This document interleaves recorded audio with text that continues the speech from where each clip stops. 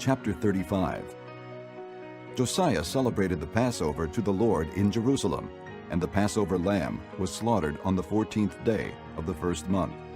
He appointed the priests to their duties and encouraged them in the service of the Lord's temple. He said to the Levites, who instructed all Israel and who had been consecrated to the Lord, "Put the sacred ark in the temple that Solomon, son of David, king of Israel, built. It is not to be carried about on your shoulders. Now serve the Lord your God and his people Israel. Prepare yourselves by families in your divisions, according to the directions written by David, king of Israel, and by his son Solomon.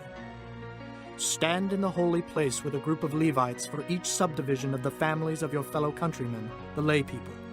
Slaughter the Passover lambs, consecrate yourselves, and prepare the lambs for your fellow countrymen, doing what the Lord commanded through Moses."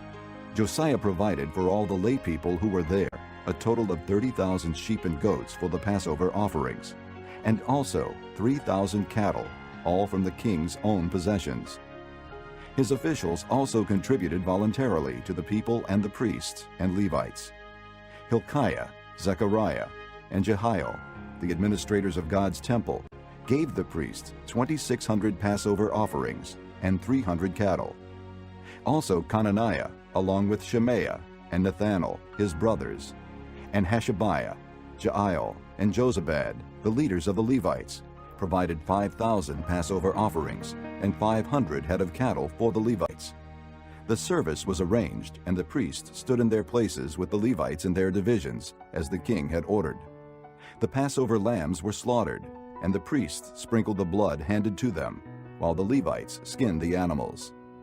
They set aside the burnt offerings to give them to the subdivisions of the families of the people to offer to the Lord, as is written in the book of Moses. They did the same with the cattle. They roasted the Passover animals over the fire as prescribed, and boiled the holy offerings in pots, cauldrons, and pans, and served them quickly to all the people. After this, they made preparations for themselves and for the priests, because the priests, the descendants of Aaron, were sacrificing the burnt offerings and the fat portions until nightfall.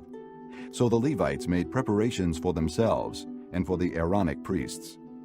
The musicians, the descendants of Asaph, were in the places prescribed by David, Asaph, Heman, and Jeduthun, the king's seer. The gatekeepers at each gate did not need to leave their posts, because their fellow Levites made the preparations for them. So at that time, the entire service of the Lord was carried out for the celebration of the Passover, and the offering of burnt offerings on the altar of the Lord, as King Josiah had ordered. The Israelites who were present celebrated the Passover at that time and observed the feast of unleavened bread for 7 days. The Passover had not been observed like this in Israel since the days of the prophet Samuel, and none of the kings of Israel had ever celebrated such a Passover as did Josiah, with the priests, the Levites, and all Judah and Israel who were there with the people of Jerusalem.